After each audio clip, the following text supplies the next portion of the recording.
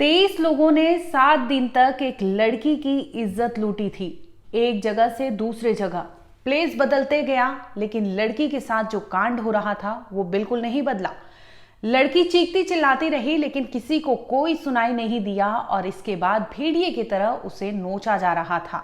जब पुलिस मामले की तहकीकात करती है, खुलासा होता है, तो सामने आता है कि 7 दिन तक 23 लड़कों ने एक लड़की के साथ गैंगरेप जैसी बड़ी वारदात को अंजाम दिया था। इस केस को लेकर आपको बता दें कि कई अपडेट सामने आए हैं। फिलहाल आपको याद होगा कि हाल ही में पीएम नरेंद्र मोदी ने विजिट किया था, काशी दौरे पर गए थे, जहां पर उन्होंने वहां के पुलिस कमिश्नर से तलब किया था, पूछताछ की थी कि आखिर वो बिटिया कैसी है। इसके साथ ही आपको बता दें कि लड़की का मेडिकल कराया गया था, जिसमें कई ऐसे बड़े खुलासे हुए हैं और आरोपियों को लेकर भी कुछ नया अपडेट सामने आया है। इस पूरे रिपोर्ट्स में यही सब बात करेंगे और बनारस गैंगरेप केस में नया और क्या अभी तक पुलिस की जांच कहां तक पहुंची है, इस पर भी बात करेंगे। नमस्कार, आप देख रहे हैं क्राइम तक, मैं हूं अश्विनी सिंह। आपको हमने इस केस के बारे में पहले भी बताया था और इसे लेकर लगातार जो भी अपडेट आ रहे हैं उसके बारे में भी आपको रूबरू कराया था। आपको बता दें कि 29 मार्च से लेकर 4 अप्रैल तक एक 18 से 19 साल की लड़की के साथ जगह जगह पर रेप जैसे कांड को अंजाम दिया गया था। इसके साथ ही कई ऐसे जगह पर उसके साथ गैंगरेप जैसी वारदात को भी अंजाम दिया गया था। पहले उसका जो साथी होता है उसे ले जाता है हुक्का बार, इसके बाद तमाम ऐसे लोग मिलते हैं, उसका वीडियो रिकॉर्ड होता है और उसके ब्लैकमेलिंग के तहत उस लड़की के साथ उसकी इज्जत लूटी जाती है। उसे नशे में इतना लीन कर दिया जाता है कि लड़की को होश तक नहीं था, उसे कुछ याद तक नहीं था कि उसके साथ चीजें क्या हुई थी। लगभग 2 दिन बाद वो पूरे कांड का खुलासा करती है। अब इस केस को लेकर आपको बता दें कि पुलिस लगातार जांच कर रही थी। लड़की का मेडिकल कराया गया था ताकि पता लग सके कि उसके साथ जो हैवानियत की गई है 23 लड़कों द्वारा, उनमें से कई के सैंपल उसके कपड़े पर मिले हैं और उसे लेकर पुलिस उसकी जो मिलान है वो भी कराएगी। हाल ही में लड़की, क्योंकि लगातार जब से अस्पताल में उसका इलाज चल रहा था, मेडिकल कराया गया था और उसके बाद से ही वो उसका जो हेल्थ था डाउन था। उसे ना भूख लग रही थी ना प्यास लग रही थी, वो चिड़चिड़ापन अलग से था, कमजोरी महसूस कर रही थी, जिसके बाद डॉक्टरों ने उसका एक टेस्ट कराया था। बता दें कि एक ब्लड सैंपल उसके कलेक्ट किए गए थे, जिसके तहत डॉक्टरों ने जब उसका ब्लड रिपोर्ट सामने आता है तो पता चलता है कि लड़की को एक गंभीर बीमारी है, यानी हेपेटाइटिस बी।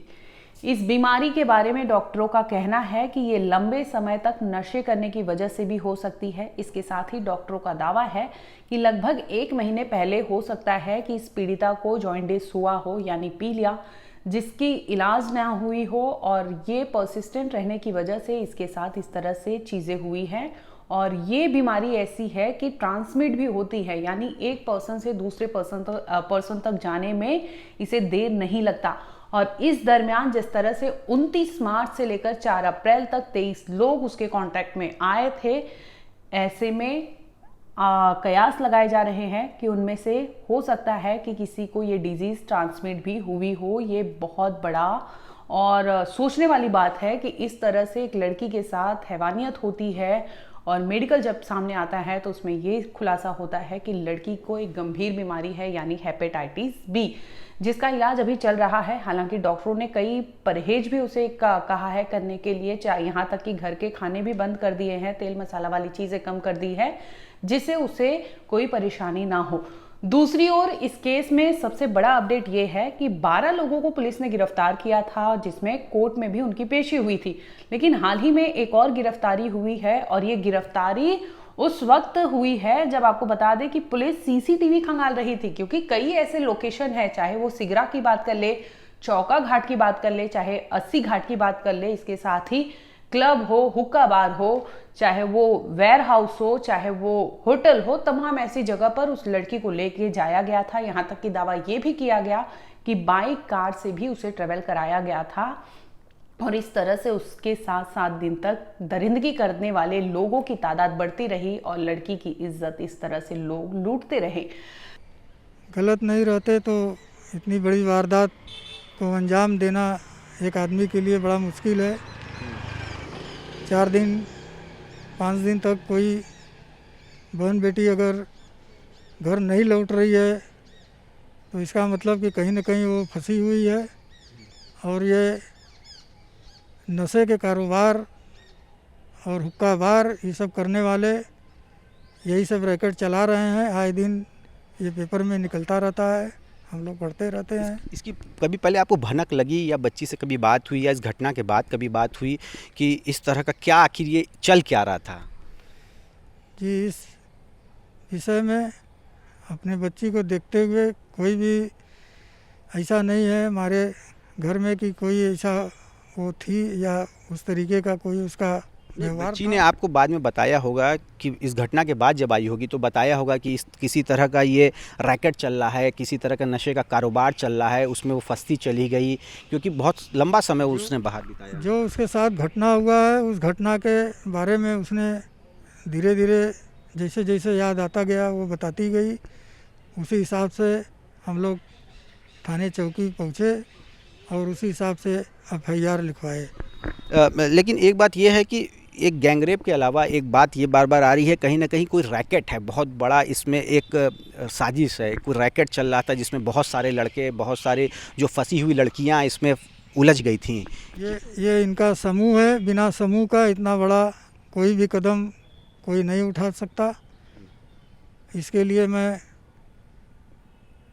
पूरे समाज से, पूरे देश से ये कहना चाहूँगा कि इस तरीके का कोई भी कृत अपने समाज में जागरूक बने और कोई भी घटना होने से उसको बचाने का कोशिश करें। हाल ही में आपको याद होगा PM नरेंद्र मोदी ने काशी का दौरा किया था, जहां पर जैसे ही वो पहुंचते हैं, क्योंकि उनका संसदीय क्षेत्र वो बनारस है, और ऐसे में वो जैसे ही वहां पर लैंड करते हैं और मुलाकात होती है उनकी पुलिस कमिश्नर मोहित अग्रवाल से, उनसे मुलाकात करने के बाद पहला अपडेट वो यही लेते हैं कि काशी की वो बिटिया कैसी है जिसके साथ इस तरह से हैवानियत की गई थी। इसके साथ ही उन्होंने उन आरोपियों के साथ सख्त कार्रवाई करने के भी निर्देश दे दिए थे।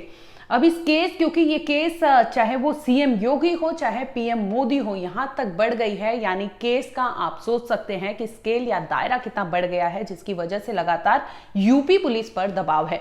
ऐसे में आपको बता दें कि लगभग 23 नाम, कुछ लोग अज्ञात भी हैं, और 23 नाम सामने आए हैं, जिसमें यह बताया जा रहा है कि कुल 23 लोगों ने इस तरह से लड़की के साथ अपराध किया था। तो यूपी पुलिस के हाथ अभी तक 13 के 13 लोग ही लगे हैं और अभी भी कुछ लोग फरार चल रहे हैं, और पुलिस लगातार दबिश डाल रही है, चाहे वो CCTV हो, चाहे वो कोई भी क्लू हो, गाड़ी निकलना हो या बाइक का आना हो, तो तमाम ऐसी जगह पर पुलिस इस केस को सॉल्व करने में लगी हुई है, क्योंकि प्रेशर भी उन पर लगातार बनते जा रहा है। और जिस तरह से इतनी बड़ी वारदात को अंजाम दिया है, तो पुलिस को भी जायज है कि इसमें कड़ी कार्रवाई और जल्दी से तेजी से कार्रवाई होनी भी चाहिए, जो पुलिस लगातार कर रही है। वैसे आपको बता दें कि लड़की का मेडिकल टेस्ट तो कराया गया था, इसके साथ ही जितने लोग पकड़े गए थे उनके भी ब्लड सैंपल, सीमेन सैंपल, और इसके साथ ही जो हेयर्स होते हैं वो भी उनको जांच के लिए लिया गया है। नेल्स भी लिए गए हैं, ताकि पता लगाया जा सके कि जिस तरह से पीड़िता ने बताया था इतने लोग थे, तो कुछ ना कुछ ऐसे DNA सैंपलिंग में ये चीजें आ सकती हैं कि वहां पर कितने लोग मौजूद थे और कितने लोगों ने इस तरह से लड़की के साथ अपराध को अंजाम दिया था। बता दें कि लड़की अपने दोस्त से मिलकर घर आ रही थी। इसी दरमियान उसका एक दोस्त मिलता है जो उसे ले जाता है अपने साथ क्लब के बहाने, और वहां पर उसके नशे की चीज देता है, जिसके बाद उसका रेप करता है। रेप करने के बाद वो वीडियो बना लेता है, और वीडियो के बाद आपको बता दें कि अगले दिन जब लड़की 30 मार्च को अपने घर जाने के लिए निकलती है, तो उससे और 3 दोस्तों को मिला देता है, जहां पर वो दोस्त उसे ले जाते हैं अब दूसरी जगह पर, जहां पर लगातार ये रेप करते हैं। ऐसे कई नाम सामने आते हैं। लड़की ने बाकायदा इसमें नाम बताया था जिसको जिसको वो जानती थी, क्योंकि कुछ लोग नोन थे और कुछ लोग अननोन थे। आपको बता दें कि आयुष का नाम सामने आता है, दानिश का नाम सामने आता है, राज खान का नाम सामने आता है, इसके साथ ही साजिद और कई ऐसे लोगों का नाम बताती है, जिसमें उसने कुल मिलाकर आपको बता दें कि 12 लोगों का नोन पर्सन थे जो लड़की को जानते थे और लड़की उन्हें जानती थी। ऐसे लोगों ने उसके साथ गैंगरेप जैसी वारदात को अंजाम दिया था। इसके साथ ही जो 11 अज्ञात बताए जा रहे हैं वो थे जिनका नाम वो नहीं जानती, और वो कहीं ना कहीं इनडायरेक्टली उन लोगों से मिले थे जिन लोगों को लड़की जानती थी, और वो उसका फायदा उठाते हैं, और इस तरह से एक चेन बनता है लड़की को एक जगह से दूसरी जगह ले जाते हुए इस तरह के कांड को अंजाम देते हैं। फिलहाल पुलिस इस केस में लगातार जांच कर रही है और पुलिस ने 13 लोगों को गिरफ्तार भी किया है। इसमें सख्त से सख्त कार्रवाई करने के निर्देश चाहे वो पीएम मोदी हो चाहे सीएम योगी हो, इनसे भी मिल चुके हैं और यूपी पुलिस लगातार इस केस को सॉल्व करने में जुटी हुई है। और पीड़िता जो है उससे एक बीमारी होने का मेडिकल रिपोर्ट सामने आता है, जिसके बाद से उसका परिवार भी टूट गया है और इस तरह से बेटी लगातार वहां पर झेल रही है। परिवार का कहना है कि वो किसी को भी देख के रिएक्ट नहीं करती है और चीखने चिल्लाने लगती है, उसे अकेलापन चाहिए और लोगों से वो इतना घुल मिल नहीं पा रही है। एक तो वो अपने हेल्थ से भी सफ़र कर रही है, दूसरा वो ट्रॉमेटाइज है क्योंकि मेंटली उस पर इतना असर पड़ा है जिस तरह से लोगों ने उसका यूज़ किया है। इन तमाम पहलू को देखकर एक पिता भी बिलखते हुए कैमरे पर वो सारी चीज़ें कहता है कि एक पिता होने के नाते किसी भी पिता को ये सब चीज़ें सहने की या देखने की नौबत ना आए जैसा वो उन पर बीत रही है। ये चीज़ें उन्होंने कैमरे पर कही थी। फिलहाल आपको बता दें इस केस में इतना ही अपडेट है। आगे कुछ अपडेट होगा हम आप तक ज़रूर लाएंगे। देखते रहिए क्राइम तक।